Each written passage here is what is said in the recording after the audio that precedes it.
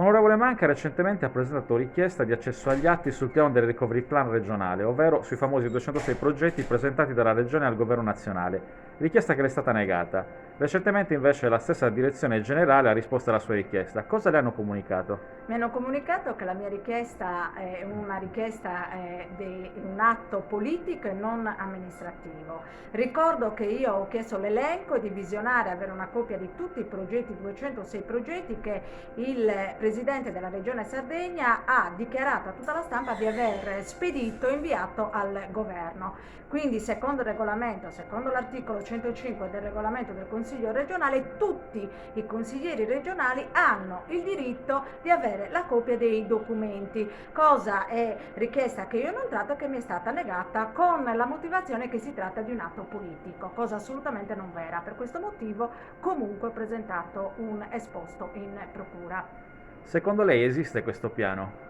Secondo me, guardi, non riesco a risponderle perché sembra che questi progetti siano un mistero. Tra l'altro non vedo perché nel momento in cui esistono veramente questi 206 progetti non vedo il motivo per il quale non si possano visionare. Proprio per la legge sulla trasparenza dovrebbe essere motivo di vanto e far conoscere a tutti i sardi qual è la visione strategica del futuro della Sardegna, e invece questo c'è assolutamente negato, ma non a noi consiglieri, ma automaticamente a tutti i sardi.